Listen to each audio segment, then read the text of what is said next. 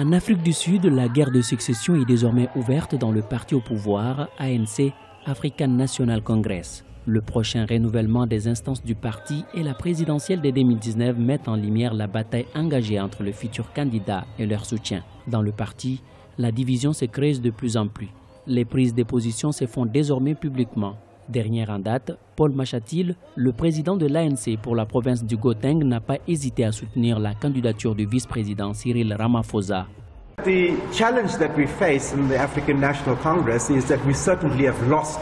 défis auxquels nous faisons face au Congrès national africain sont certainement dus au fait d'avoir perdu la boussole morale, au point que les leaders agissent de façon non éthique et contraire à tout ce que ceux de la génération précédente représentaient. Le renouvellement des instances dirigeantes de l'ANC est prévu en décembre 2017. Plusieurs hauts cadres ambitionnent de prendre la tête du parti au pouvoir dans la nation arc-en-ciel. L'ex-épouse du président Jacob Zuma, Nkosazana Dlamini Zuma, a également accepté de prendre la tête du parti, voire du pays. Aujourd'hui, les guerres de positionnement dans cette formation politique créée le 8 janvier 1912 inquiètent certains analystes.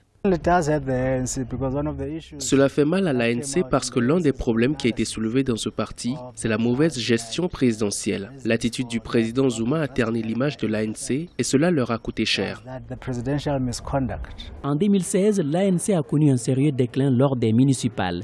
Le parti au pouvoir a perdu le scrutin dans plusieurs de ses fiefs historiques.